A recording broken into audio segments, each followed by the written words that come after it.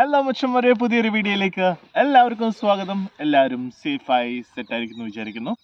ഇന്ന് പറയാൻ പോകുന്ന കാര്യങ്ങൾ എന്ന് വെച്ചാൽ UK കറണ്ട് സിറ്റുവേഷൻ ആണ്. അതിന് മുന്നേ നിങ്ങൾ ഈ ഇടയ്ക്ക് സോഷ്യൽ മീഡിയയിൽ ചില ഇൻ്റർവ്യൂസും അതുപോലെ തന്നെ റീൽസും കാര്യങ്ങളൊക്കെ നിങ്ങൾ കണ്ടിട്ടുണ്ടാവും.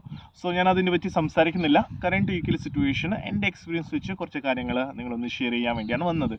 ഞാൻ UK സ്റ്റുഡൻറ്റ് വിസയിലാണ് വന്നത്. അപ്പോൾ സ്റ്റുഡൻറ്റ് വിസയിൽ നമ്മൾ വരുന്ന സമയത്ത് നമുക്ക് ലീഗലി പാർട്ട് ടൈം 20 hours ചെയ്യാൻ പറ്റും. അപ്പോൾ വീക്ക്ലി 20 hours കേട്ടോ.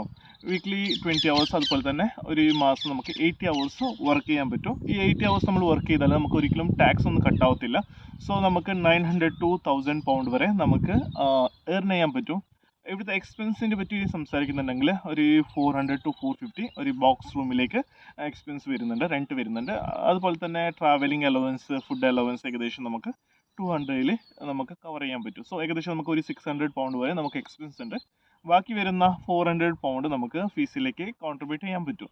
സോ ഞാൻ പറയാൻ ഉദ്ദേശിക്കുന്ന കാര്യങ്ങൾ എന്ന് വെച്ചാൽ, നമ്മൾ ഒരു കൺട്രിയിലേക്കോ ഒരു യൂണിവേഴ്സിറ്റിയിലേക്കോ നമ്മൾ പഠിക്കാനോ അല്ലെങ്കിൽ ട്രാവൽ ചെയ്യാൻ ഉദ്ദേശിക്കുന്നുണ്ടെങ്കിൽ ഇൻ്റർവ്യൂസൊക്കെ കണ്ടിട്ട് നമ്മൾ ഒരിക്കലും ഒരു ഡിസിഷൻ കാര്യങ്ങൾ എടുക്കരുത്. നല്ല രീതിയിൽ റിസർച്ച് കാര്യങ്ങൾ ചെയ്യുക, പോസിറ്റീവും നെഗറ്റീവും കാര്യങ്ങൾ അക്സെപ്റ്റ് ചെയ്യുക, അതിനുശേഷം മാത്രം ഒരു ഡിസിഷൻ എടുക്കുക. സോ കൂടുതൽ ഇൻഫർമേഷൻ ഞാൻ അടുത്ത വീഡിയോയിൽ ഷെയർ ചെയ്യുന്നതായിരിക്കും. സോ അടുത്ത വീഡിയോയിൽ കാണാം.